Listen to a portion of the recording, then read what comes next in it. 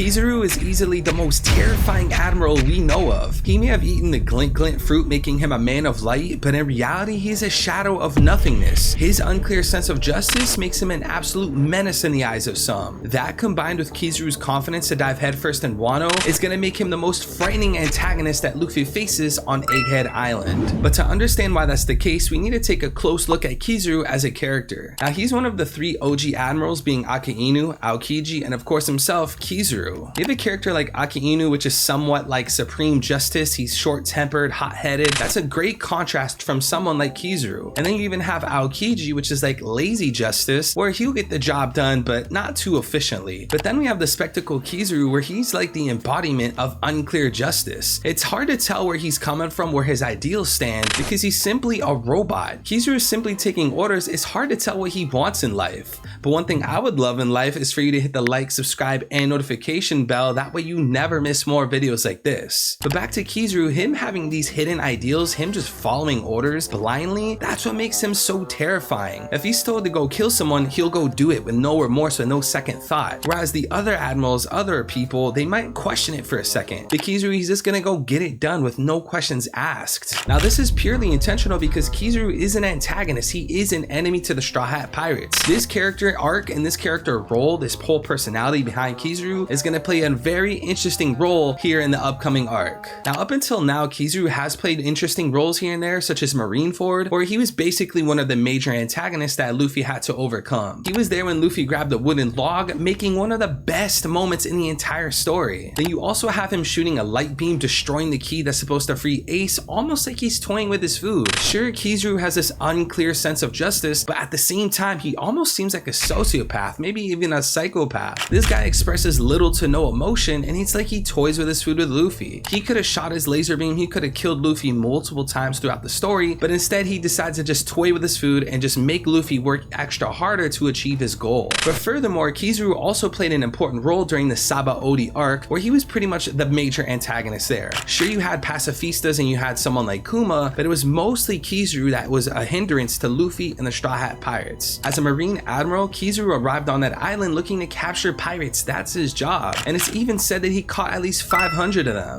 All of the worst generation, all the supernovas, they were there at that time, again making one of the best moments in the story have something to do with Kizaru. Now he did have his moments with the Straw Hats, but I really need to highlight his antithesis, Dark King Rayleigh. Now this is something purely intentional by Oda to draw a narrative beauty. You have this light man, this ray of light Kizaru, come across Dark King Rayleigh, his total antithesis. Now I believe we're going to see these types of things again in the future, so stay tuned. But as far as an antithesis goes, I actually used that moment in particular to predict that Shanks would appear in Wano, because it's very clear Oda likes to get opposites and pin them up against each other. Another example is Ace versus Blackbeard, the sun versus darkness. Now in the case for Shanks, the color red is a part of his whole identity. Red hair Shanks, red hair pirates, you know, his hair as a whole. It's very clear that Shanks, you know, he's the embodiment of the color red. Now interestingly enough, Green Bull, the color green, is on the opposite side of the color wheel from red. Then you also have Sabaody being spread into separate different islands, just like how Wano was spread into separate different regions, as well as a former Roger pirate saving the Straw Hat Cove from an admiral. There's all sorts of signs that I predicted coming, but I need you to keep this in mind. Oda likes to have the opposites of each other, the antithesis to each other, pit up against each other. Now another interesting moment at the Sabaody arc is we actually saw Kizaru's relationship with Sentomaru. Now Sentomaru is like this big guy, you know, he has the Wano bell and the tomes across his belly, but the point here is that Sentomaru had interesting dialogue for Kizaru. During this arc, Sentomaru called Kizaru uncle or boss. Now I'm not sure if it was lost in like the translations, but this is a very great indicator showing that there's some kind of relationship between these two characters. Now it could be something simple like they're both Marines and, you know, Kizaru is an admiral, but I think calling him boss or uncle is indicating there's something deeper to be revealed. Furthermore, during the Sabaody arc, it actually turns out that Sentomaru is the bodyguard of Vegapunk. Now that makes complete sense. Vegapunk's supposed to be a brainiac, he's supposed to be an asset for the Marines, he's not supposed to be a fighter, whereas the admirals themselves, they're labeled as the strongest force of the Navy. Those are the fighters, that's the manpower, but again, Vegapunk is just a random scientist 500 years advanced who's supposed to be really smart. And I could also see a situation where Vegapunk is almost like Spandam, where they're like an older, fragile kind of guy, and CP9, which would be the Seraphims or SSG, is like the forefront, you know, his defense. But in reality, Vegapunk is just a small simple guy, and then he has also people like Sentomaru or Lucci, you know, guarding him. Now this actually creates an inevitable connection between Kizaru and Vegapunk, because again we know that Sentomaru calls Kizaru uncle or boss, and then Sentomaru's also the bodyguard of Vegapunk. Not only that, but Kizaru is an admiral working for the Marines, whereas Vegapunk is a scientist working for the Marines. And something even deeper than that, the pacifistas have Kizaru's ray of light shooting out of their mouths. Vegapunk has used powers from Kizaru for weaponry for these robots, these automatas, these pacifistas. Now knowing all this and understanding all this, I find it very exciting how the next arc of One Piece is Egghead Island. Now it's said that this is the island, this is the home of Vegapunk, and it's 500 years advance. Much like Karakuri Island, which is the home of Vegapunk, 500 years advance, and also Snow Country. I find it interesting how similar Karakuri Island is to Egghead Island, and I believe that Oda is beautifully weaving Kizaru, Sentomaru, Vegapunk, and these snow islands together to give us an exciting arc I'm about to explain to you. So with Luffy pulling up to the island and you know there's quote unquote Vegapunk running outside, I believe Kizaru's arrival to Egghead Island is inevitable, it's undodgeable, it's going to happen. And this is because of stuff we already pre-established. Kizaru's connected to Sentomaru, Kizaru's connected to Vegapunk, and Luffy has a major target on his back. Luffy is now an emperor, he's now a Yonko with a huge bounty on his head, so I can see Kizaru showing up to protect this navy asset known as Vegapunk. And I also have clues, I also have evidence as to why this was already foreshadowed. Now if you remember not too long ago, Kizaru actually asked Akainu if he could show up to Wano, and Akainu said no because they don't know about the forces out there such as the samurai that could pose a threat to the Marines. But seeing how Egghead Island is the home of Vegapunk, seeing how there's sword members and marine members all over the island, it wouldn't be a risk, it wouldn't be a threat for Kizaru to show up to the island to protect Vegapunk from these pirates. So now you can look at it in retrospect where Oda warned us Kizaru was gonna make a move on Luffy, and now it's actually happening. Now if you apply the logic from Sabaody where Kizaru had an antithesis to stop him, I wonder who the antithesis this time would be. I don't think it'll be Rayleigh again. I feel like Rayleigh kind of played his role a lot, especially recently during the whole scuffle with Blackbeard and Boa. So in my heart of hearts, I kind of want to mark Rayleigh out. I think someone like the God of Darkness Blackbeard could actually be a great threat, could be a great option for this antithesis. Not too long ago, Blackbeard captured the Marine known as Kobe, so he could use someone like Lafitte to hypnotize Kobe into figuring out where Vegapunk is. This would be a massive W for Blackbeard to hold Kobe hostage and, you know, extract information out of him to get all this weaponry from Vegapunk, especially seeing how Blackbeard had a glimpse at the Seraphim. So Blackbeard showing up to Egghead Island is definitely on the table, and this would be very interesting because now Blackbeard and Luffy will go face to face. I don't think the whole grand battle between them will take place on this island, so I could predict someone like Blackbeard again showing up to Egghead Island, capturing Vegapunk, and Luffy having to chase him. Blackbeard would stop on his home turf, Hachinosu Island, and that's where Luffy versus Blackbeard goes down.